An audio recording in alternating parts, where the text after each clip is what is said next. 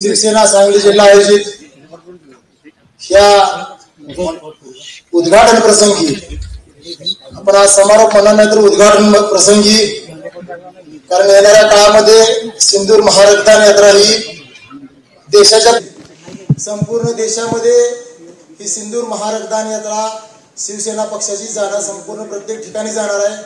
ज्या ज्या ठिकाणी सेनेला रक्ताची गरज भासणार आहे त्या ठिकाणी सांगली जिल्ह्यातील सर्व शिवसैनिक त्या ठिकाणी जाणार आहे. त्यामुळे आज शिवसेना पक्षाच्या वतीने जी सिंदूर यात्रा काढलेली आहे त्या सिंदूर महारक्तदान यात्रेच्या उद्घाटन प्रसंगी व्यासपीठावर उपस्थित असणारे आपल्या सर्वांचे आवडते नेते, लाडके नेते, महाराष्ट्र राज्याचे उपमुख्यमंत्री आदरणीय एकनाथ भाई शिंदे साहेब, त्याच पद्धतीनं व्यासपीठावर उपस्थित असणारे आदरणीय उदयजी सामंत साहेब, त्याच पद्धतीनं व्यासपीठावर उपस्थित असणारे एम्स हॉस्पिटलचे डायरेक्टर साहेब व व्यासपीठावर उपस्थित असणारे सर्वच मान्यवर, समोर जमलेले सर्व सांगली जिल्ह्यातून आदरणीय शिंदे साहेबांवर, माझ्यावरती, उदय सामंत साहेबांच्यावरती विश्वास ठेवून एवढ्या लांब 60 तासाचा प्रवास करून 3000 किलोमीटर लांब आलेले सर्व युवक, पैलवान व रक्तवीर, आज सिंदूर महारक्तदान यात्रेचं उद्घाटन होत आहे. येणाऱ्या काळामध्ये वर्षभर ही यात्रा ठिकठिकाणी जाऊन रक्तदान करेल आणि याचं समारोपाचं ठिकाण आदरणीय साहेबांच्या संमतीनं समारोपाचं सुद्धा ठिकाण आपल्या पुढच्या वर्षी हे ठिकाण फायनल होईल. आज साहेब आम्ही जिल्ह्यामध्ये सिंदूर महारक्तदान यात्रेची घोषणा केल्यानंतर सांगली जिल्ह्यामधून जवळजवळ 9300 युवकांनी या सिंदूर महारक्तदान यात्रेमध्ये सहभाग नोंदवण्यासाठी नाव नोंदणी केली. पण आपल्या इकडे 1000 जण जाणारे होते, त्यामुळे आम्ही 1000 चे 200 वाढवून 1200 युवक आज इकडं जम्मू काश्मीरला घेऊन आलेलो आहे. खरं तर आज मला सांगायला अभिमान वाटतोय, कारण हा कार्यक्रम करणं एवढं सोपं नाही. आज बघणाऱ्यांना, टीव्हीवर बघणाऱ्यांना वाटत असेल किंवा मोबाईलवर बघणाऱ्यांना वाटत असेल, पण खरं हे काम करायचं खरं कुणाच्यातही दम नव्हता. तो दम खरं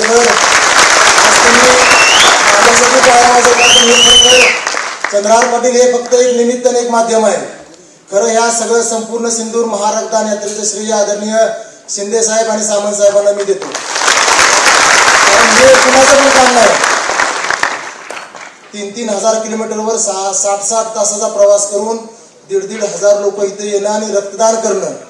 साहेब, रक्तदान करणं म्हणजे रक्तदान नसले का वाढदिवसाला की सकाळी आदल्या दिवशी सांगितलं उद्या सकाळी आम्ही आहे म्हणून 100 जण आहे म्हणून सांगितले की ते 3 जण हजर असतात रक्तदानाला.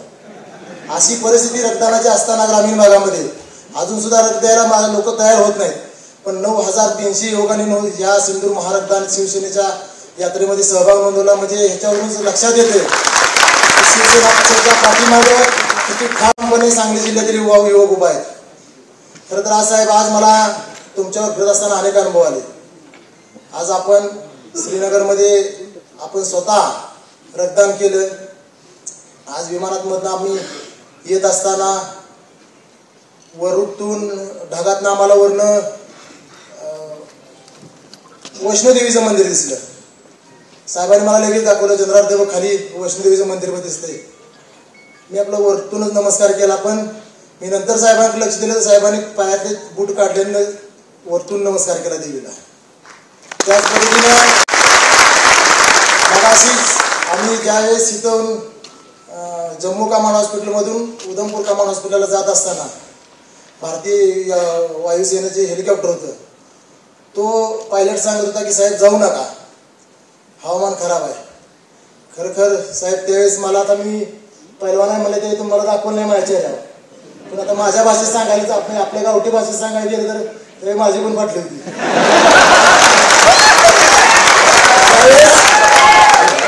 ज्यावेळेस पायलट सांगतोय, ते पण एअरफोर्सचा पायलट सांगतोय की साहेब तुम्ही बसू नका हेलिकॉप्टरमध्ये, वरती हवामान खराब आहे. साहेब म्हणजे बघू वरती गेल्यानंतर ठरवू आपण. आता वरती गेल्यानंतर काय ठरवायचं? मला म्हणजे साहेब प्रश्न पडला, वर गेल्यावर ठरवायचं काय? सामंत साहेब आपण 3 जणच आणि राठोड साहेब आणि दोघं 3 जण होतो. ठरवायचं काय मग? ठीक आहे म्हणत, साहेब चढून बसले म्हणजे आपण बसलं पाहिजे. वरती बसलो तिथं, खरखर इच्छाशक्ती किती प्रबळ असते. जसं आमचं हेलिकॉप्टर पुढे जात होतं तसं ढग साईडला होते तिथे हेलिकॉप्टर लँड झालं. साहेब म्हणजे जे शिवसैनिक आज सांगली जिल्ह्यातून एवढे लांब आलेले आहेत त्यांना तिथं थांबवले होतं रक्तदानासाठी, का तर साहेब येत आहेत म्हणून. आपली तिथं अजून रक्तवीर पोचले नसतील मला वाटतं. तर त्या रक्तवीरांना आपण जाऊन भेटलं पाहिजे. तिथला कार्यक्रम आपल्याला आर्मीची लोक आपली वाट बघतायत. आणि खरखर साहेबांचे ते मी एक 2-3 गोष्टी बघितल्यानंतर साहेब मला असं वाटलं की मी प्रत्यक्ष देवाबरोबर काम करतोय असे माझे म्हणणं. त्यानंतर परवा दिवशी मी साहेब उदय सामंत साहेबांना मी रिसिव्ह करायला एअरपोर्टला गेलो. तिथे गेल्यानंतर साहेबांना गुच्छेतून गाडीमध्ये बसल्यानंतर बाकीचं काय विचार नाही, पोरं खुश आहेत का एवढे प्रश्न विचारला. म्हणजे खरखर शिंदे साहेबांसारखी सामंत साहेबांसारखी माणसं आपल्याला आज भेटलीत. आपल्या म्हणजे सर्व युवकांना हे खरखर आज आपल्या भाग्य आपलं की अशी लोक आपल्याला भेटलेली आहेत. आणि त्यांच्या माध्यमातून ही सिंदूर महारक्तदान यात्रा निघते. येणाऱ्या काळामध्ये सगळी यात्रा जाणार आहे. साहेबांच्या नेतृत्वाखाली आपण सर्वजण काम करणार आहोत.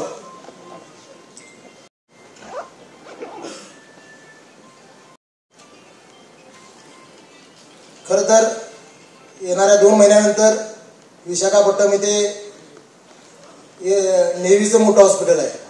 आदरणीय हिंदू हृदय सम्राट बाळासाहेब ठाकरेंची पुण्यतिथी येणाऱ्या 2 महिन्यानंतर आहे. तिथं आपण एअरफोर्सच्या हॉस्पिटलमध्ये नेव्हीच्या हॉस्पिटलमध्ये जाऊन तिथली गरज बघून त्यांना रक्तदान करणार.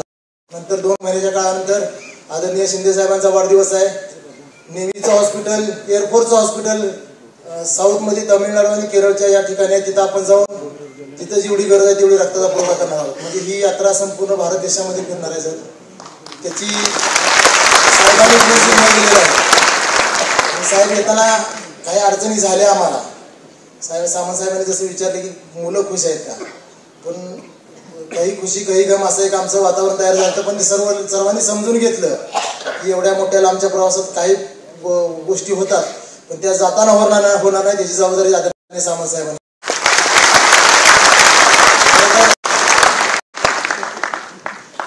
येणाऱ्या काळामध्ये साहेब आपला आशीर्वादाचा हात असाच आमच्या पाठीशी राहू दे. आमच्यात एवढी धमक आहे साहेब.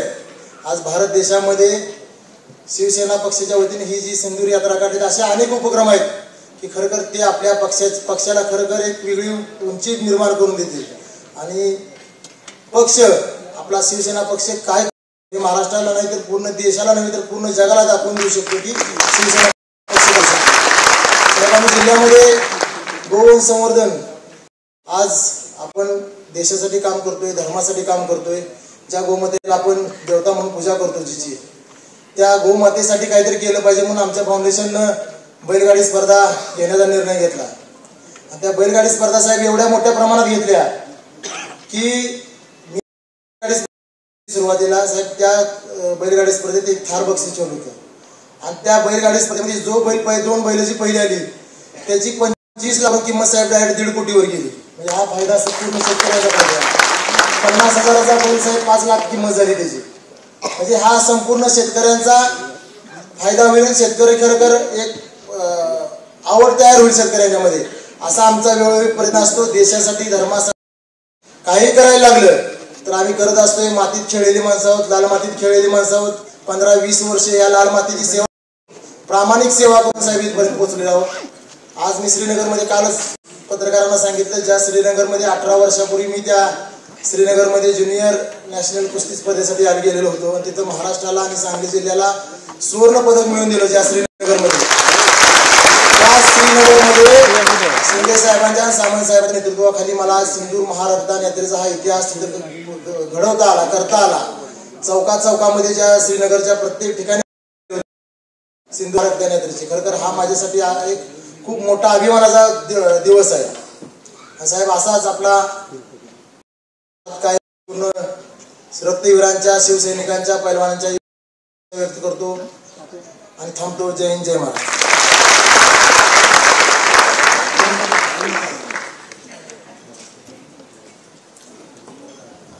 आदरणीय उपमुख्यमंत्र्यांची विनंती करतो की या ठिकाणी या कार्यक्रमाच्या नियोजनामध्ये ज्यांचं विशेष सहकार्य लाभले अशांचे सन्मान या ठिकाणी होणार आहे. तरी त्या सन्मानाचा स्वीकार करण्याकरता त्यांनी उपस्थित राहायचं नाव घेतल्यावर स्पान एजन्सीचे रवी कपूरजी, गिरीशजी आपटे, राहुल पेटे, केदार काटे या ठिकाणी उपस्थित राहायचंय, त्यांचा सन्मान स्वीकारायचा आहे.